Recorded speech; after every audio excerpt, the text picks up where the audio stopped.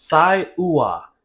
My way. If you remember my non-freak numb video, the green chili dip, I had the sausage in the bowl with it. While I haven't ate every sausage in the world, this is the best by far. Spicy, herbal, salty, tiny bit of sweet, maybe some lemongrass, and much more. You have to taste it. I'm gonna get started. I will say, from a versatility standpoint, it's in the middle because it has such a strong flavor. It's kind of an all-in-one food, making it really good, but also hard to compare with other things. A paste is made for the sausage. 1 tablespoon of fresh galangal. You can replace with equal amount of dry, just rehydrate. Snap into little pieces. If you go too little, too much will seep into the liquid. Thick ones like this, let it sit in the water for 5 minutes and then take it out. Easier to get it to a small piece. Making the galangal smaller allows the water to penetrate through and rehydrate the center easily. Add to boiling water, lower to medium-low and simmer. 15 minutes, 1 tablespoon of kaffir lime leaves. Fresh, I'm using dry, which means I use double of the fresh amount. At the end of the 15 minutes, boil the water, add this, and go for another 15 minutes. Go back to simmering. 2 tablespoons of shallots, 1 tablespoon green onion, cilantro, don't have any more, so I'm using basil. 1.5 tablespoons lemongrass, 4 medium-large cloves of garlic, half teaspoon sugar, coarse kosher salt, ground turmeric, 1 teaspoon gapi or fermented shrimp paste. Then slice all this but the dried chilies on this crowded cutting board. And 68 medium dried red Thai long chilies, which I'm putting into a cold pan, putting on medium heat, and constantly stirring until it has some charred spots and it's brittle. It should take 3 to 6 minutes. Once done, let it cool a bit and snap. That's how you check if it's brittle. This is the easiest way I've found to break down the chilies. Don't forget your spoon. While pounding, some big pieces get stuck down there. You just want to flip those up to the top so you can pound them as well. Half of your salt, pound until very fine. I usually do this. This is much easier and faster. Turn that air conditioning on. It's hot in here.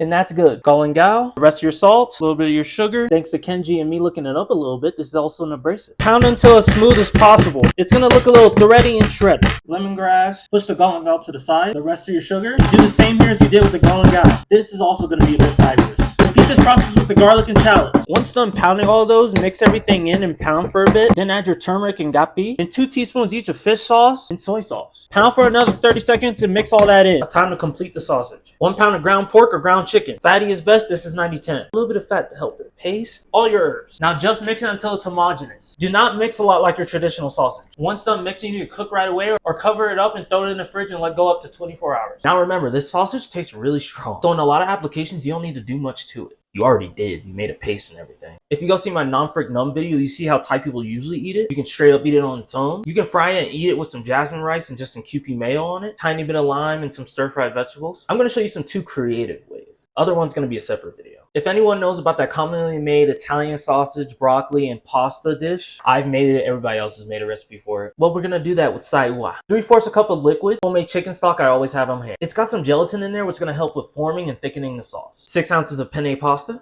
Any short pasta works. Optional, I haven't tried this. 1 ounce of finely grated pecorino romano. I think that sharp, strong, goat milky flavor would work well with this. Combined with the flavor of the sausage, or it'll play a supporter. Broccoli would be nice, but I don't have any. You don't have to add vegetables, but I'm going to. Half a cup of green beans. Cut at a diagonal 45 degrees, about 1 inch to 1.5 inches long. 1/4 of a tomato for acidity. Brighten those flavors. Optional. Small dice. That way it dissolves into the liquid. And I don't have to taste it, and its acidity can spread out. Cooks faster too. Boiling very lightly salted water. Just want to season the pasta. Add once you're simmering the sausage. High heat, add 1 or 2 tablespoons of oil. Smoky, add your sausage in the form of a ball.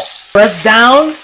And make sure you just keep that pressure. Just the same pressure. Don't press too far down. Applying that pressure firmly presses down the sausage evenly, allowing all the surface area to touch the bottom of the pan. Heat touches all of it, and it browns evenly. Like that. Go until it's golden brown and go by smell. You'll smell it. Or this color. They'll be really fast. Once it's both brown on both sides, add your vegetables and start breaking it down. Medium crumble. Stir fry as you go. Once it's 80% of the way cooked, or mostly brown and very little pink, add your broth. Lower your heat to low and cover. Let it go for 10 minutes. Once pasta's al dente, save half a cup of pasta water and add the pasta here. Up your heat to medium low and stir for 1 to 2 minutes until the pasta is cooked and it doesn't look greasy. And as you're stirring around, add a tablespoon of pasta water every now and then. The liquid will cling to the pasta. Take your pan off the heat and let it cool for a bit. If you're adding cheese, we don't want that cheese to clump. Add your pecorino. You can add Parmesan. A little bit of pasta water to help it melt. Vigorously stir until it's fully melted and it's combined with the sauce. Or it's nice and glossy. If it's not fully melted, it should not be stringy. Put your heat on low and go until it's fully melted. Season and taste and you're done. That's good. The pecorino is there, but it doesn't overpower the taste of the sausage. As always. Now, this is my post-workout.